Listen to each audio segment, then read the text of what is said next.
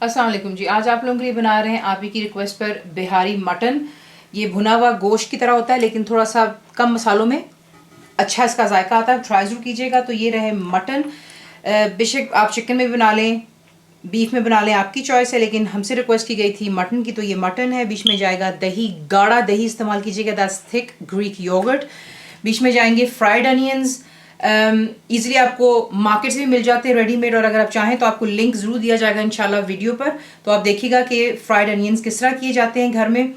बीच में जाएंगी कुटी हुई लाल मिर्चें, that's crushed red chillies, ginger and garlic paste यानी कि अदरक और लहसुन का पेस्ट, डेसिकेटेड कोकोनट यानी कि जो खोपरा होता है उसका बुरादा है, ये आपको ईजिली पैकेट्स में मिल जाता है।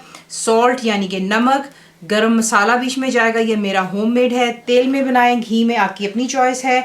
और एंड में इसमें थोड़ा सा हरा धनिया डालेंगे, जो कि आपको पता है मैं फ्रोजन इस्तेमाल करती हूँ। तो आपको दिखाते हैं इसको बनाना किस तरह। बड़ा बोल ले लीजिएगा क्योंकि हमने जो है यहाँ पर गोश्त को करना है मैरिनेट। तो बीच में सबसे पहले आप डालेंगे दही। गाढ़े दही से ये होता है कि आपका मसाला गाढ़ा बनता है और थिक बनता है, वरना वो बिल्कुल पतला सा होता है तो उसका कुछ ज़्यादा मज़ा नहीं होता।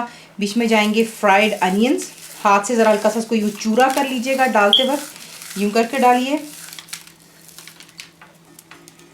साथ ही जाएंगी इसमें कुटी हुई लाल मिर्चें, गरम मसाला पाउडर जाएगा, सॉल्ट यानी कि नमक,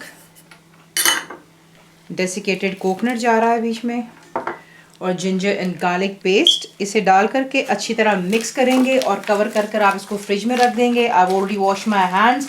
अगर आपके घर मेहमान आए और आपको जल्दी है तो आप क्या कर सकते हैं कि इसके अंदर मीट टेंडराइज़र भी इस्तेमाल कर सकते हैं, वो गोश्त को जल्दी गला देता है क्योंकि ये मटन है, ये टाइम लगता है इसको पकने में। या फिर आप इस्तेमाल कर सकते हैं रॉ पपाया यानी कि कच्चा पपीता, उसे ग्राइंड करके फ्रीज़र में रखें। जब आपका दिल चाहे ऐसे जैसे कोई सख्त गोश्त बना रहे हो आप उसमें इसको इस्तेमाल कर सकते हैं। तो इसे कवर कर लेते हैं और फ्रिज में रख देते हैं तकरीबन 1 घंटे। इसको बना रही हूँ तेल में, आप बेशक देसी घी में बना लें जिस तरह आपको पसंद है। अब आप क्या करेंगे कि इसको घंटा मैरिनेट हो जाने के बाद इसे निकालेंगे। तेल आपने कर लेना है गरम, बीच में आप ऐड करेंगे जो कि आपका मीट है, और तमाम मैरिनेशन को भी प्लीज़ ऐड कर लीजिएगा कि जितने भी मसाले हैं वो इसी दही के अंदर में जो है हम लोगों ने ऐड किए थे, तो ये कि फिर कोई मसाला कम ना हो जाए, इसलिए इसको डालना ज़रूरी है तमाम को बीच में। फ्लेम शुरू से लेकर अभी तक हाई पर है और इसको ज़रा जो है तकरीबन 5 मिनट दे दें हाई फ्लेम पर। अच्छी तरह इसको जो है इसका कलर चेंज कर लें गोश्त का। देख लें हाई फ्लेम पर इसको अच्छी तरह 5 मिनट पर आपने जो है इसका जो है गोश्त का रंग सिर्फ चेंज करना है, और ज़्यादा चेंज भी नहीं होगा। वजह क्योंकि इसका जो मसाला है वो काफ़ी गाढ़ा है, लेकिन इसका रंग चेंज हो जाता है विदिन 5 मिनट्स हाई फ्लेम पर।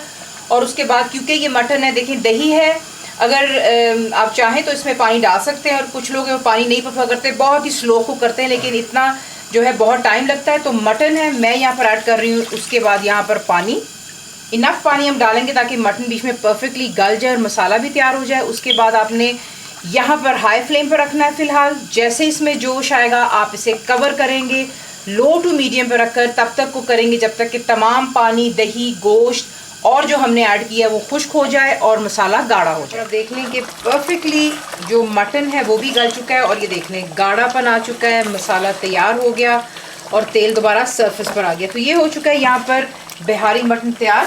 इस पर आप डालेंगे हरा धनिया, आपको पता है मैं फ्रोज़न इस्तेमाल करती हूँ।